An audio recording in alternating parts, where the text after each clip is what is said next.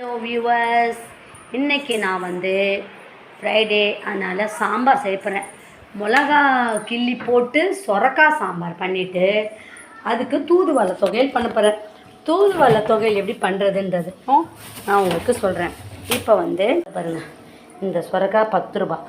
இந்த சொரக்காய் போட்டு சாம்பார் வச்சுட்டு தக்காளி, பச்சை மிளகா, சாம்பார் வெங்காயம்லாம் போட்டு மொன்னா தோரம்பருப்பு போட்டு வேக வச்சு தாளிச்சிட்டேன்னா சாம்பாரும் தூதுவளை தொகையிலும் தான் இன்றைக்கி எப்படி செய்யணுன்றதை சொல்கிறேன்.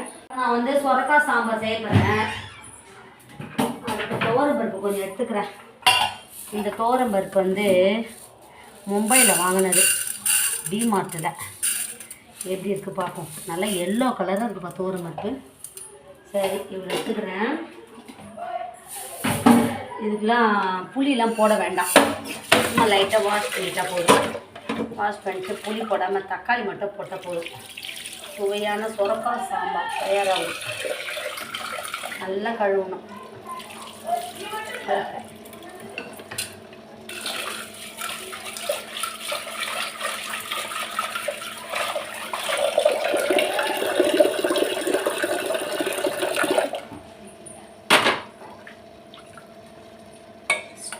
ஸ்டவ் ஆன் பண்ணலாம்.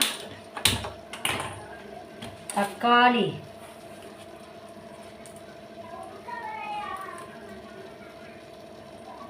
ரெண்டு தக்காளி,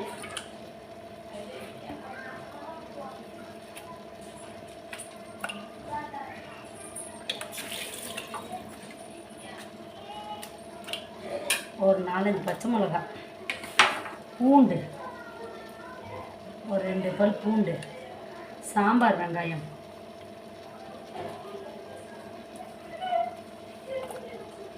சாம்பார் வெங்காயம் போட்டோன்னா அடுத்தது சொரக்காவையும் அப்படியே அரிஞ்சு போட்டுடலாம். எல்லாத்தையும் ஒன்றா வேக வைக்கணும்.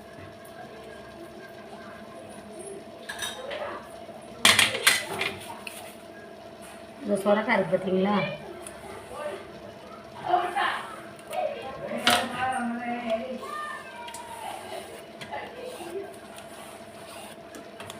சுவையான சொரக்காய் சாம்பார் தூதுவளை தொகையல் பண்ணணும். தோலை அப்படி உரிச்சிக்கலாம், பீலர் வச்சு. நம்மளுக்கு இந்த மாதிரி இதெல்லாம் யூஸ் பண்ணால் சமையல் வேலை சீக்கிரமாகிடும். இந்த மாதிரி பொருட்களை யூஸ் பண்ணால் அது பீலர் இதே கத்தினா ரொம்ப வேலை கஷ்டமாக தெரியும். பீலர்னது பாருங்கள், ஈஸியாக தோலை உரிச்சிச்சு பாருங்கள்.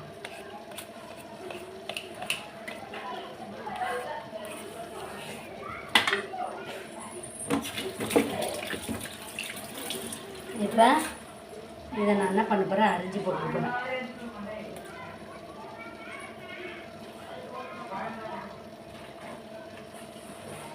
நல்லா ஃபுல் சொரக்காய் போட்டுடலாம், அப்போ தான் சாம்பார் நல்லாயிருக்கும். இதை வருங்க, கொஞ்சம் பெருசாகவே அரிஞ்சு போடலாம்.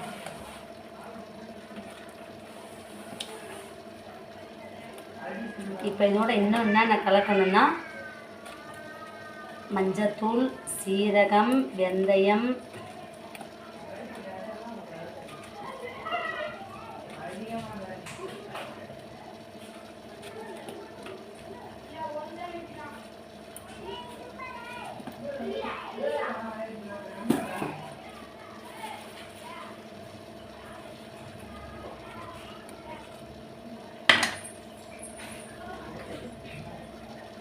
கொஞ்சமாக மஞ்சத்தூள் நிறைய போட்டணும். சரி, ஓகே. சீரகம், சுவையான சாம்பார்.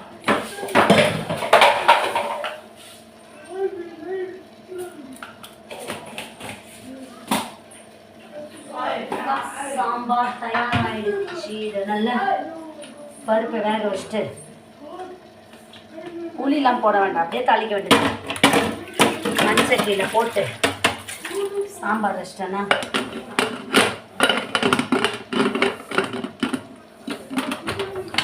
இப்போ பெரிய ஸ்டவ்வில் வச்சிடலாம். இதை அதான் சீக்கிரமாக வேகும். பருப்பு வெந்துட்டு அதுக்குள்ளே நான் தூதுவளை கீரை எல்லாம் சுத்தம் பண்ணி எடுத்துட்டேன். இப்போ இது வந்து சளி பிடிச்சதுன்னு வச்சுக்கோங்களேன், இதை நம்ம ரெகுலராக சாப்பிட்டோன்னா சளி பிரச்சனை, அதாவது நாள்பட்ட சளியெல்லாம் போயிடும். நம்ம நெஞ்சு சளிலாம் ரொம்ப நாளாக இருக்கும் பார்த்தீங்களா, மூச்சு வாங்கும் ஒரு சிலருக்கு, சளி இருந்து சளி இழுக்கிற சவுண்டு வரும், அந்த மாதிரி சளிங்க தான் சரியாகும் தவிர நம்மளுக்கு ரன்னிங் நோஸ் மாதிரி இருக்கலாம். அந்த மாதிரி சளிக்க விட நம்ம நெஞ்சு சளி அப்படியே கட்டியாக படிஞ்சிருக்கும் நம்ம நெஞ்சு சைடில், அதுக்கப்புறமா மூச்சு அப்படியே இழுக்கும். அந்த மாதிரி உள்ளவங்களுக்கு இந்த மாதிரி தூதுவளை கீரையை நம்ம தொகையில் அரைச்சோ இல்லை ரசம் வச்சோ அந்த மாதிரி நம்ம சாப்பிடலாம். இதை வாஷ் பண்ணி எடுத்துன்னு வந்துடுறேன். தூதுவளை வந்து வாஷ் பண்ணி வச்சுட்டேன், கடாய் அடுப்பில் வச்சுருக்கேன். இப்போ நான் இதனோட என்னென்ன போட போகிறேன்னா, ஃபஸ்ட்டு கடாய் சூடாகட்டும். உளுந்தம் பருப்பு கொஞ்சம் போட்டுக்க போகிறேன், மிளகா காஞ்ச மிளகா கொஞ்சம் போட்டுக்க போகிறேன், அதோட பூண்டு கொஞ்சம் போட்டுக்க போகிறேன்,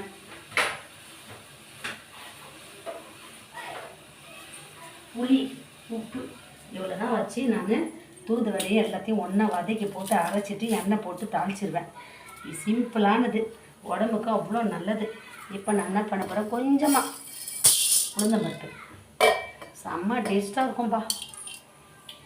அது நம்ம சேர்த்து சாப்பிடுவோம். நம்ம ஃபுல்லாக வச்சே வறுத்துப்போம். அது வேண்டியும் போட்டுக்கிறேன், பூண்டையும் காய்கறி மிளகாயும் போட்டுக்கிறேன். இதெல்லாம் போட்டு நல்லா பொன்னிறமாக வறுத்துப்போம். கல்லுப்பே போட்டு வறுத்துக்கிறேன். எல்லாம் ஃபுல்லாக வச்சே வறுப்போம், செம்ம டேஸ்ட்டாக இருக்கும். இந்த சொரக்காய் சாம்பார், தூதுவளை துவையல், ஐடியான சாம்பார் தான் வைக்கணும்னுவாங்க. அதனால் இன்னைக்கு நான் சொரக்காய் சாம்பார் பண்ணுறேன். அது பருப்பு யூஸ் பண்ணணும், சாம்பார் தான் வைக்கணும்னா சாம்பார் வைக்க முடியாத பட்சத்தில் 2 பருப்பை 2-3 கொஞ்சம் உள்ள சோரம் எடுத்து அப்படியே சாப்பாடு வேக போடும்போது அந்த பருப்பு சாப்பாடு அரிசியோடு போட்டு வேக வச்சுக்கலாம்.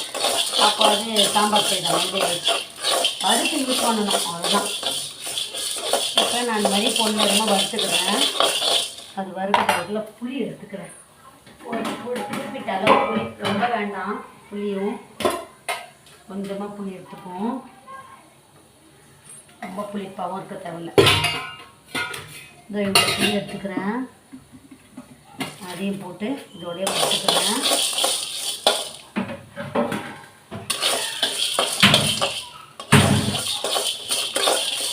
இப்போ இந்த வந்து தண்ணி பாத்திரத்தில் எடுத்து கொட்டி வச்சுக்கலாம்.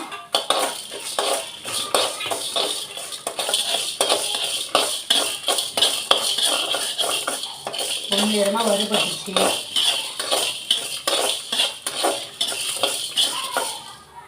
உளுந்தம் பருப்பு நல்லா வறுபட்டுச்சு பாருங்க, இந்த வாசனை வேறு வந்துடுச்சு. சரி, இப்போ இதை எடுத்துட்டு இந்த டவல் வந்து நாங்கள் மும்பையில் வாங்கினோம், சூப்பர் பஜாரில். சூப்பர் பஜாரா ஒரு பஜார் அதில் மாலில் வாங்கினோம். அந்த மாலில் நல்ல பெருசு பெருசாக இருக்குது, அங்கே வாங்கினது இந்த கிச்சன் டவல். இப்போ நான் கழுவி வச்ச தூதுவளையை, இதெல்லாம் வேலி ஓரத்துலேயே வரும். இந்த தூதுவளைலாம் வேலி ஓரத்தில் காட்டு செடி மாதிரி வரும். இப்போ தான் கடையில் விற்க ஆரம்பிச்சிட்டாங்க. சளிக்கு வராமல் இருக்கும், சளி வராமல் இருக்கும்ன்ட்டு சொன்னோன்னே இப்போ எல்லாம் இதை விற்க ஆரம்பிச்சிட்டாங்க. இதெல்லாம் சும்மா வீட்டில் அப்படியே சும்மானுமே காடு செடியே வரும். இதெல்லாம் இப்போ தான் எல்லோரும் 20 ரூபா 30 ரூபான்னு ஒரு கட்டு விற்கிறாங்க. இதனோட விதை வந்து ரெட்டு கலராக இருக்கும். அதை நம்ம நசுக்கி போட்டால் நம்ம தோட்டத்துலேயே நம்ம தொட்டிலேயே வச்சுக்கிடலாம். இது பிரண்டை, முடக்கத்தான், தூதுவளை எல்லாமே வீட்டிலையே வைக்கிற மூலிகை தான். இதெல்லாம் சீக்கிரமாக வளரும், இதெல்லாம் காட்டு செடி மாதிரி வளரும். இப்போ நான் வதக்கிட்டேன்னு வச்சுங்களேன், ஆறின பிறகு மிக்ஸி ஜாரில் போட்டு நல்லா அரைச்சிடுவேன். அரைச்சிட்டு எண்ணெய் ஊற்றி கடுகு போட்டு தாளித்து வச்சுட்டேன்னு வச்சுங்களேன், தூதுவளை துவையல் தயார். இது வந்து சொரக்காய் சாம்பாருக்கு நல்ல காம்போ. இது ஒரு 5 இலை எடுத்து வேக வச்சு குடித்தா கூட சளியெல்லாம் போகும். ஒரு 40 நாளைக்கு 5 இலை வேக வச்சு அது கூட என்னென்ன போடணுமோ மிளகு எது வேணுமோ போட்டுக்கலாம். பூண்டு, மிளகு, சீரகம், சுக்கு, இல்லைன்னா இஞ்சி எது வேணாலும் போட்டு வேக வச்சு குடித்தாலுமே நீண்ட நாள் சளியெல்லாம் சரியாயிடும். அவ்வளோ பவர் இந்த தூதுவளைக்கு. போதும் வதங்கிடுச்சு. இனிமேல் நான் வந்து தாளிக்க போகிறேன் சாம்பாரை. இது வந்து சூடு ஆட்டும், ஆறுற வரைக்கும் இது தனியாக எடுத்து வச்சிடலாம். இப்போ வந்து நான் இந்த சுரக்காய் சாம்பார் வந்து தாளிக்க போகிறேன். சும்மா 2 வெங்காயத்தை அரிஞ்சு வச்சுக்கிட்டு மண் சட்டியில் தான் நான் செய்வேன் எப்பவுமே. அதனால் இதை ஓரமாக அப்படி வச்சுட்டு இப்போ நான் மண் சட்டி எடுத்துகிட்டு வரேன்.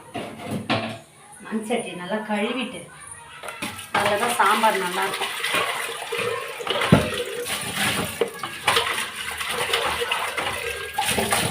எப்பவுமே சட்டியெல்லாம் கவுத்து தான் போடணும். நல்லா கவுத்து போட்டால் உள்ளே எதுவும் பூச்சிலாம் அசிங்கம் பண்ணி வைக்காது, இல்லைன்னா பல்லி விழும், பூச்சி விழும், அந்த மாதிரி. இப்போ நான் மண் சட்டி வச்சுருக்கேன், இது சூடாகட்டும். அதுக்குள்ளே வெங்காயம் அரிஞ்சிட்டு வந்துடுறேன்.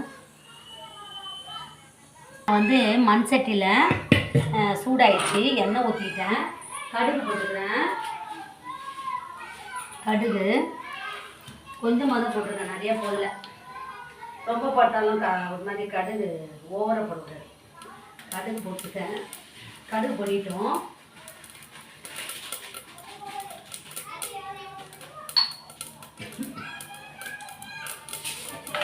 வெந்தயம்,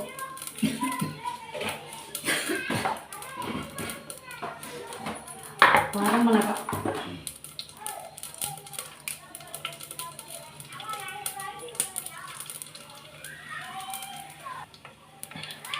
வெங்காயம், கருவேப்பிலை.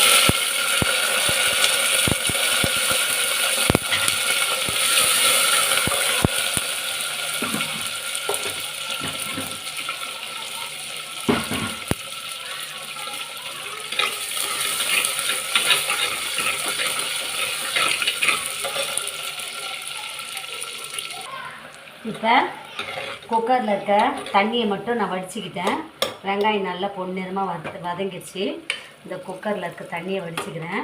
இப்போ பாருங்கள், சொரக்காய் இந்த இதெல்லாம் எப்படி வெந்திருக்கு பாருங்கள். சொரக்காய், பருப்பு, தக்காளி, வெங்காயம், பூண்டெல்லாம் போட்ட பார்த்தீங்களா, அதெல்லாம் நல்லா வெந்திருக்கு.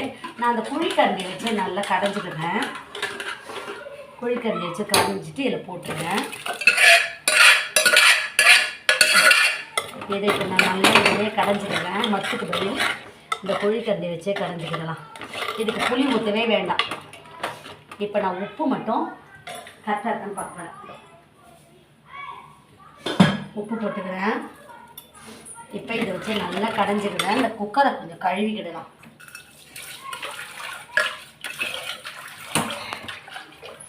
குக்கரை கழுவிட்டு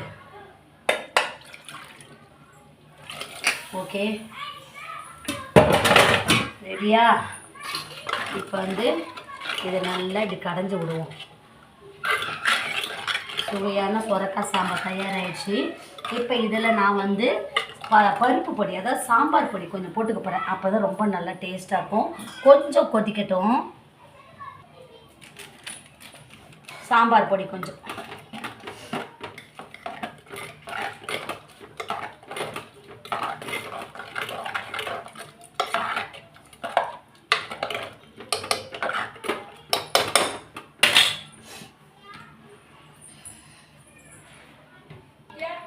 செம்ம டேஸ்ட்டாக இருக்குது சாம்பார். இந்த கொத்தமல்லி தழை இருந்ததுன்னா அது கொஞ்சம் போட்டுக்கிடலாம். இருக்குதுன்னு நினைக்கிறேன் கொத்தமல்லி தழை.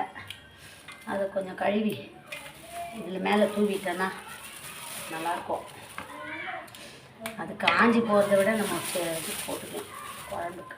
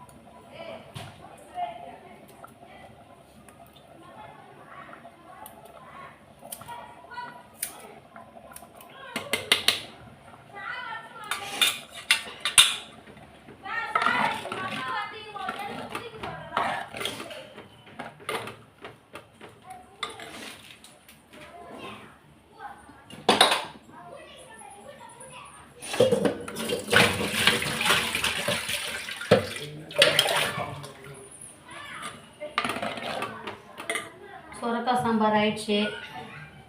அடுத்தது வந்து தூதுவளை தொகையில் இது பண்ண வேண்டியதுதான், தாளிக்க வேண்டியதுதான். கடாய் சூடாகட்டும். கடாய் சூடாயிடுச்சு, எண்ணெய் ஊற்றிட்டேன். அடுத்தது கடுகு போட்டுக்கலாம். சாம்பார் ஆயிடுச்சு. இன்றைக்கி லஞ்சு தான். வியூவர்ஸ், உங்களுக்கு இந்த லஞ்செலாம் பிடிச்சிருக்கா? இந்த மெத்தடில் நீங்கள் செய்து சாப்பிட்டு பாருங்கள், செம்ம டேஸ்ட்டாக இருக்கும். சரி, ஸ்டவ் கடுகு பொடிட்டோம். கடுகு பொடிச்சு பாருங்க, அரைச்ச தூதுவளை அப்படியே எண்ணெயில். இது நல்லெண்ணெயில் போட்டால் இன்னும் நல்லாயிருக்கும். நான் வந்து சாதா சமையல் எண்ணெயில் தான் போடுறேன் தாளிக்கிறது.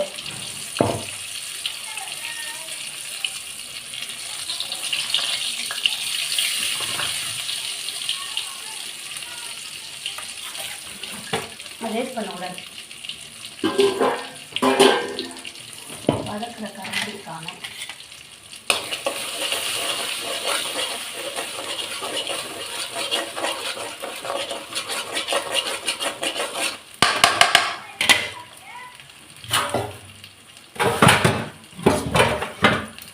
இந்த பொருளுங்க தான் காணாமல் போயிடுச்சு. எல்லாமே டக்குன்னு காணாமல் போயிடுச்சு. கூடவே விதப்போ காணாமல் எவ்வளோ நேரம் அவங்க ஒரு பொருளை கண்டுபிடிக்க.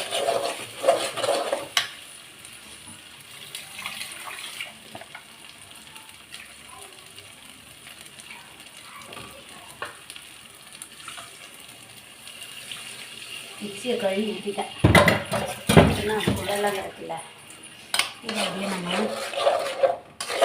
நல்லா வதக்கிடலாம். தூதுவளை துவையல் தயாராகிடுச்சு.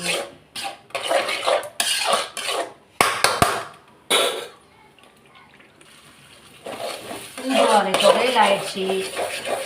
இது 2 நாள் கூட வச்சுக்கலாம். எண்ணெய் நல்லா பிரிஞ்சு வந்துச்சு. நீங்களும் இந்த மாதிரி செய்து சாப்பிட்டு பாருங்கள். இன்னைக்கு லஞ்ச் என்னென்னா சொரக்காய் சாம்பார், தூதுவளை துவையல். எனக்கு உள்ள சாவக்காய் வந்துருச்சு. நெல்லிக்காய் ஒரு வெங்காயம். செம்ம டேஸ்ட்.